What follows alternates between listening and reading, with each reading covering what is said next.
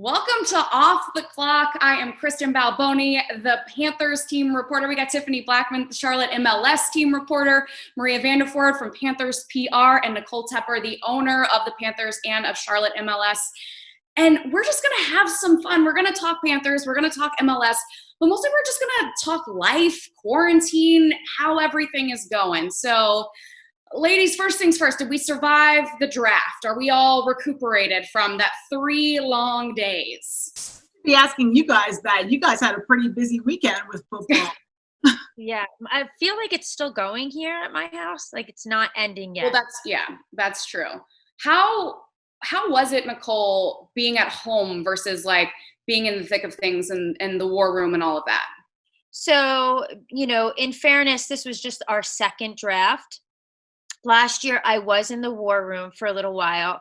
And I was explaining to somebody yesterday that in this particular draft, it was so much more intimate. I loved the family atmosphere of the whole thing across the board for all 32 teams. Like I loved seeing all the teams with their families and their kids. And I also loved seeing the draft picks with their families because you usually see them in suits and all fancied out. And I know they probably love that, but I think it gave America a good perspective on where they come from and who they are, and not seeing them in a fancy suit or their gold chains and stuff like that, how they normally would fancy up for the draft, which is fun. But it was really intimate, and I thought I think America got a different perspective on the NFL. I would think it was great for the league. And I think it was great for these guys, these young guys, to be with their families during, that time of their life. Like, I think they really appreciated. I think the families appreciated that. It can't be there. All of them can't be there. I was surprised. Like, I had talked to Coach Rule earlier that day, and I was like, okay, is there police tape around the office? Like, no one can come in. You're focused on everything. And he was like, no, I'm going to let my older son and my wife, like, this is a great opportunity for them to be so up close and to get to see it all. And then then he had his daughters cheering in the background. I mean, it was just completely unexpected the way. I did not expect so much family to be involved and there to be such a celebratory atmosphere, especially in like the coaches and the GMs, and owners. Like, I didn't expect that. Or like we saw Bill Belichick's dog drafting. I was just like, really, I don't know. I just thought it was really relatable, like as Nicole said, getting to see these guys in their homes. Which, unfortunately, it's not as relatable when we're on location somewhere. It's still fun and it's exciting, but it really was a different take on what, we're used to. And I think more people than ever watched the draft this year, because even if you're not a football fan, you were watching. And I loved what we gave them. I loved the way the draft had come off as a with family. And, I think the networks did such a great job. Roger Goodell and his team, they did such a great job. I think across the board, it was just a win. Yeah, you guys touched on pretty much all of what, I was going to chime in on. Belichick's dog. There were just so many cool moments and seeing the families that made this draft pretty cool. And the best is every time the network went to Marty and Matt, you saw Matt at his desk, but Marty was it was an empty chair. So that was kind of fun. It's like so typical Marty. He walked out of the room and they zoomed in. It was very fun to watch. He's all business all the time. So. Yes. Tiff, was it weird for you covering the NFL for so many years? And now, of course, I know that you still watched it, but now that you're doing MLS, was it strange, or because we're all at home anyway, it didn't feel like, you weren't there? I wouldn't even say it was strange. It just, I was ready for the MLS. So I'm super excited to be doing that. Yeah, it was different not being involved, but I poured myself a glass of wine this weekend. I sat on the couch, flipped around. I watched some of the draft. I watched some HGTV. It was just it's just kind of a cool feeling to not have to worry. Yeah, not have to worry about it, not be running to jump on a plane to go fly here, there. Sometimes I'd hit up 2 to 3 teams during draft week. My life was kind of insane. So I would say it was cool just to be on the outside of it this weekend. And obviously now being part of the Panthers family, getting to see their picks was pretty cool. Yeah, you get the excitement. That's smart. You're like, yeah, I've done this. Like, let me watch a little House Hunters International and pour my wine, and I'll check in on the draft. Yes. Speaking I of, also think too, like the best part of the draft for me this year, well, it'll be every year, is kind of watching these guys' dreams come true. Yeah. And to be able to congratulate them and welcome to the family sort of thing for me was really special. Like it's pretty cool to watch that and be a part of that and, see their dreams come true. Like it's the best part of the job for me, I agree, Nicole. It's so neat to hop on the phone with these guys after they've been drafted, and you can just genuinely hear it in their voice how happy they are.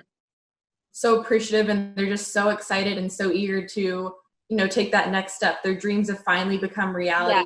It's like, all right, what's next? I can't wait to join this family and become part of this team. I've worked so hard, and here it is. I think I teared up like 4 times interviewing guys. I was just like, I'm so happy for you. Like and they were like, all right, I don't know you, but I just love it. And one thing I think is interesting, Maria, with your job, like obviously you and I were in communication, and I was in communication a lot with the PR team as we got interviews, and you guys really shepherd those guys once they get drafted. But for people who don't know, like what does your draft weekend look like in PR? So this weekend was obviously a little different than Yes. past. So our team stayed on a Teams and Zoom calls internally for guys who were getting drafted. And once we were notified who we were going to pick, we pull their bios, pull information on them, and send it to our external media through a Slack channel. And then other members of our team would get in contact with the guy that we drafted, and then would immediately try to send him through the ringer with interviews with you, interviews with podcasts, interviews with our media. And then it's just kind of unique because you have no relationship with this guy. So it's, here's a number. All right, you've got to introduce yourself, try to establish a relationship, and then boom, boom, boom, run them through all these things. So you're kind of going in a little bit blind, but after that, those relationships start to form on the back end. I've been in contact with our guys a handful of times since this weekend. Same with other members of our team. So it was a little bit different, but luckily, everyone's really responsive on their phones. And like I said earlier, I think these guys are just so excited to make their dreams a reality that on our end, it was easy to get in contact with them, easy for them to be responsive to us. Yeah, for sure. It was a great weekend. Although something not so great happened with Derek Brown, our first round pick. So obviously he was celebrating, as we said, everyone with their families, and he and his girlfriend have a young child. And so there was a headline that came out that referred to his girlfriend as his baby mama. And he got on Twitter and he said, that's not the way that you talk about my girlfriend. And I think he said, get this trash out of here. So I was just curious when seeing that, and obviously the tweet went viral, his response. What do you guys make of that term, baby mama? I think in his situation, if you're referring to a baby mama, I would always attribute that to someone who's not still with that partner. If 2 people have a kid and they're not together, I think that could be, more of an appropriate time to use the term baby mama. But if 2 people are together and have multiple kids together, whether they're married or not, as long as you're together, I think that's the incorrect term to use in that instance. I think Derek did the right thing. I mean, he defended his girlfriend and he said that was a trash tweet. And it was. I agree with that. That's not how you address the woman that he's with, his girlfriend. That's what he said. So I feel like he did the right thing. He stuck up for his girl. And, I had the utmost respect for that. I agree. I agree with Maria. It's exactly what I was thinking. If you're not together and you have children or a child together, you can use the term, this is my, baby mama, which I still don't even love, but, it's more appropriate that way. But I'm with you, Tiff, too. I am proud of him. I'm glad he stuck up for what he believes in. and just kind of set the tone. Like, that's it, don't disrespect and move forward. And he has other things to, worry about, but I'm glad he did. I'm glad he said something for sure. Yeah, I completely agree, because I think if two people are married and you have a children, much like what Maria was saying, two people are married and you have a child, then that person gets referred to as your wife or your husband, right? It shouldn't be any different. That's his girlfriend. They have a family. And I loved what he said. And that's one thing that I've heard about him. And Nicole Marie, you might have gotten to talk to him a little bit more. We had our draft party. So we only talked to him for about 4 or 5 minutes. He was so sweet, but like, of course, just like I'm sure he must have been so overwhelmed, but he got welcomed by Julius Peppers. Like, it was just an incredible time. But you guys probably have gotten to spend a little bit more time with him. And I've heard he's just like the best, like the coolest. Yeah, go ahead. I think he's a sweet guy, and I think he's going to be a great leader and a great asset in that locker room. I think that he was, one of his team captains down at Auburn his senior year, and he's just has a lot of respect from his teammates. So I think that he's going to fit in well here in Carolina, and especially with so many departures in our locker room, I think that he's going to be able to step in. And as a rookie, that's a big role to fill, but I think a lot of guys will respect him right from the beginning. Yeah, it's kind of funny when you say rookie, because he has such an incredible work ethic, being so young coming into this league. I think the one thing I noticed with him, I think he's going to be a great locker room guy. I think he has the personality to fit right in. And I just think where he's come from and, the way he was raised and how he just has the respect from his teammates from college, I think he's a perfect fit. And he's a big teddy bear. So just like KK, I'm excited for these guys. And I think they're, every guy that we have on the roster so far, or that we drafted this year, I think is going to be a really good fit for the Panthers and the family. Absolutely. And it is such a family. But as Maria mentioned, like, the family looks different this year, right? And Coach Rule said that. He said the rookies are going to have to step up, because this is such a different looking team than it was last year. And so I wasn't here for the major departures. That was before I got hired. But I am interested, Nicole and Maria, on your perspective on everything, now that we have a little bit of distance from it. And especially like as a fan of the team, I know when the decision was made to part ways with Cam, people were understandably hurt, but some people just took it too far. And I just am wondering, Nicole, if you had to deal with any of that personally. So, I think just from a personal level, I love Cam and I love his family, and I'm very close to them. I know the fans don't see this side. For me, Cam is more than football. I mean, he is one of the most amazing, giving people that I've ever met in my life. So for that side of him leaving, but I don't think that's the end for especially Dave and I with Cam. Like, we'll always support him in whatever he does outside of football, with charity and with, all the different things he does, because that's just, we love him that way. But as for the football side of it, where the fans are, so invested in, him leaving the Panthers, it was hard to hear what they had to say. It was hard to see, Cam go through that, but it's the business. And I know Cam knows that. I know the fans eventually will come to that point where they understand, but it's challenging. It's hard. It's hard because you develop these relationships with these players, and you love them like family, but you also have to remember, there's always an end of the road in this business, and you have to move on. So that was kind of hard, but at the end of the day, we always wish them well and hope for the best. Yeah, Nicole, I agree with you in terms of like relationship. Guys like Cam and Greg and Luke, you build relationships with these guys over the years, and it's not just a business relationship. They're your friends, and you rely on them for work things and not work things. And, not just internally, but externally too. Tiffany, I know that you worked really closely with these guys. And if you were still in your position with, in the NFL, I'm sure it would be very different for you to come back and, step into this brand new locker room with, so many new faces. Yeah, it definitely would be, but it's kind of, it's part of the business, right?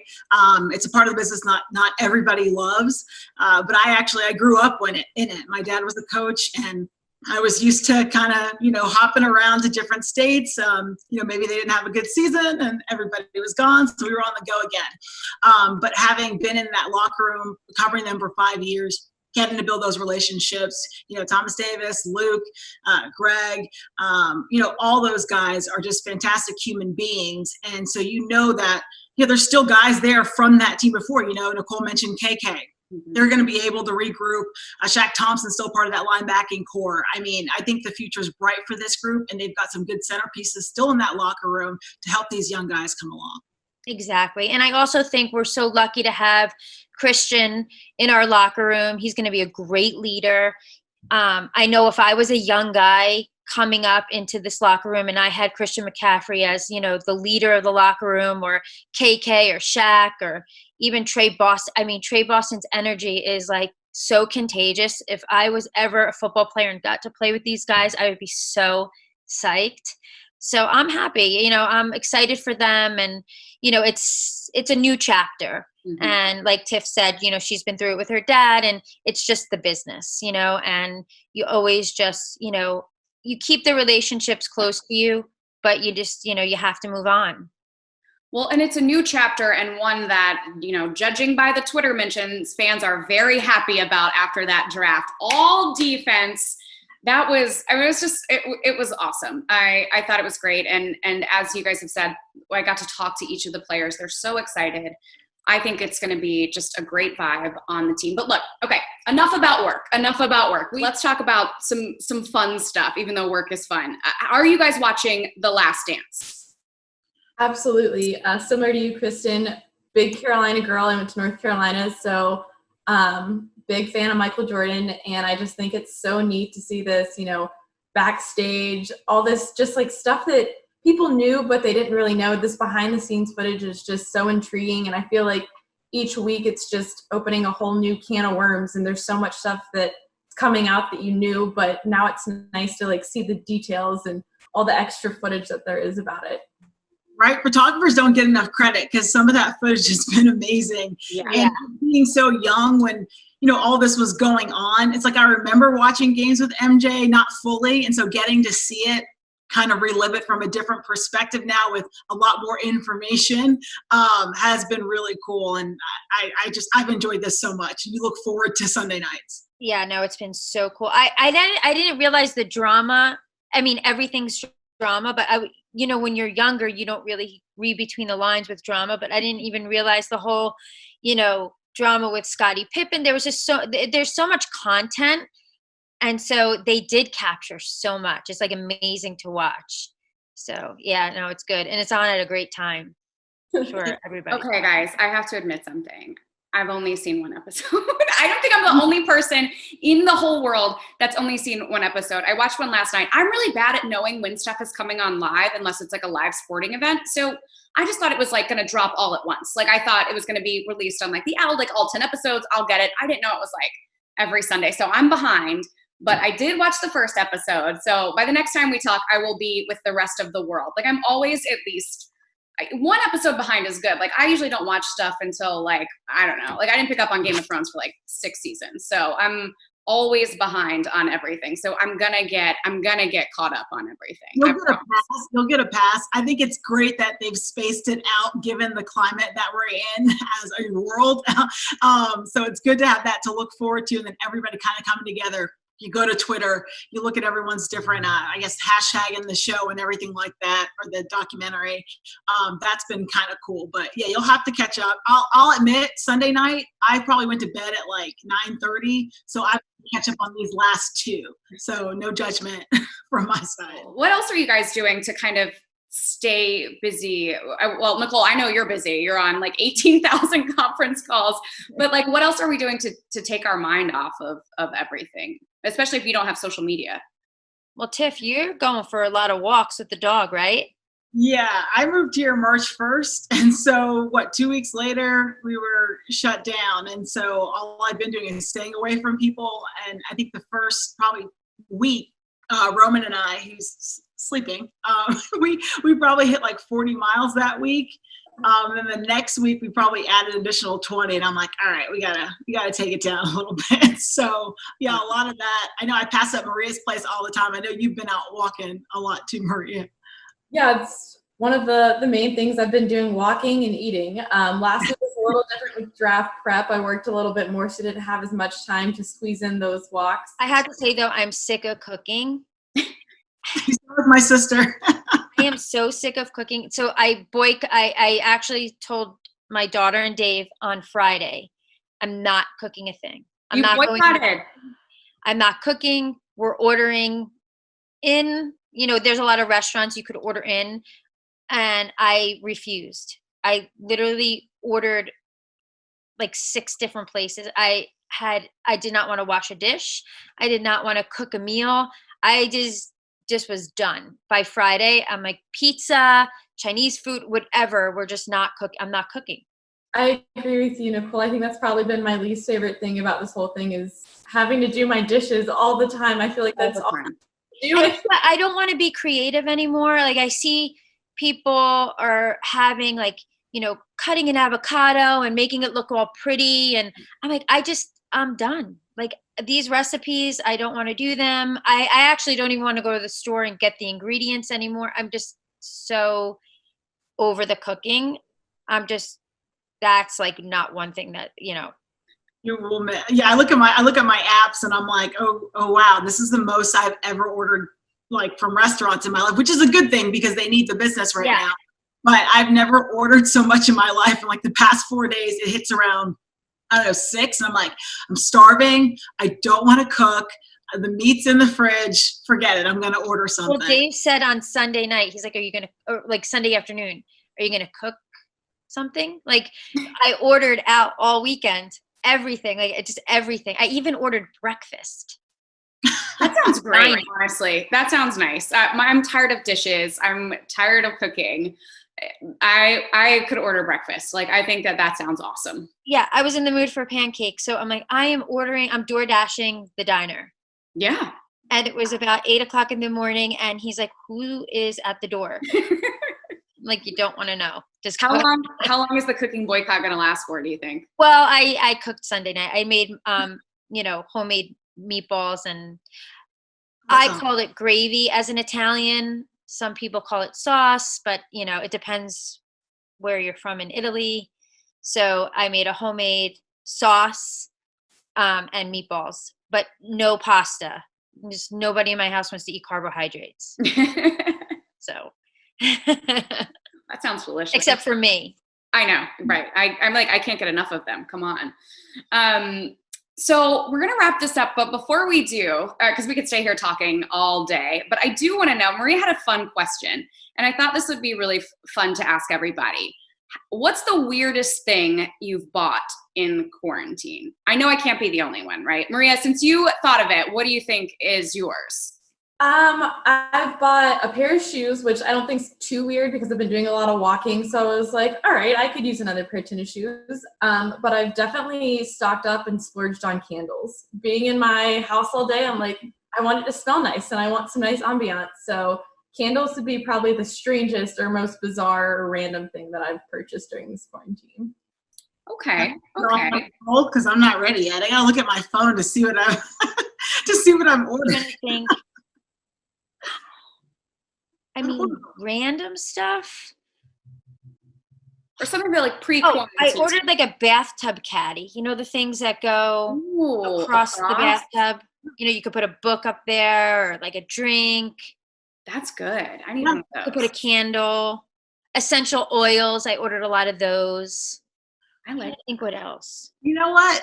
Because I try to be the ultimate dog mom. I ordered a dog puzzle. So he's got a contraption where you hide the treats, and I'll point. He has to use his nose. I know. I wanted to be a veterinarian growing up. So we'll have those existed. That's awesome. I mean, that is so good.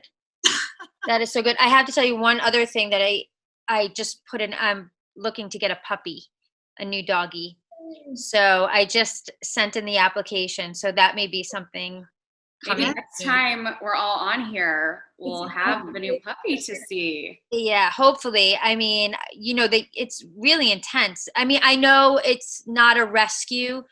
I have a call into the rescue center and places on certain dogs because there's allergies in the house. So I have to be really careful on what we get. But when we got Cooper, he was hypoallergenic and it just kind of worked for the family.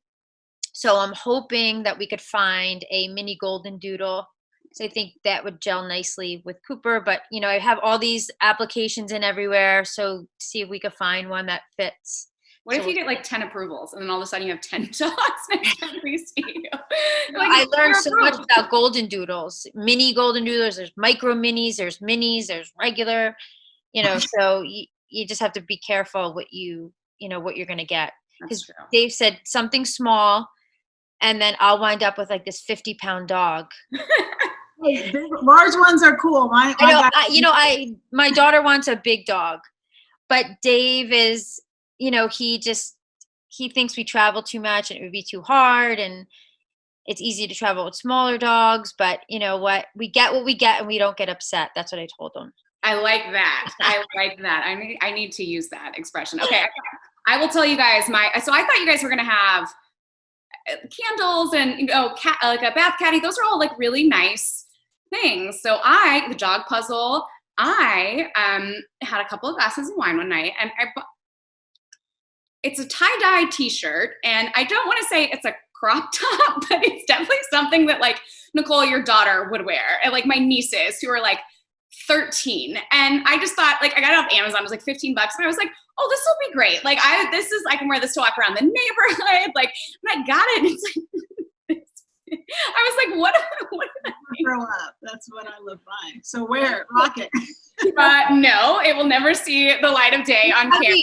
Just buy a tie-dye kit and tie-dye your own stuff. We've been tie-dyeing like crazy in this house. My daughter is so good. She's been tie-dyeing everything. Reverse tie-dye with bleach. I need to try that. Right? Because I'm apparently into tie-dye. Yeah, it's like it's coming back. I think it's they've got like bleach and spray bottles now where you can like wrap your shirt up and then just spray it and then undo it and voila. Yeah. I'll show you the finished product when she's done. So next time we all get together, we're going to see a new dog, at least one new dog, maybe 4, and tie-dye. All right, ladies, this was so much fun. Can't wait to do it again next time. Thanks so much, guys. Bye. So much fun.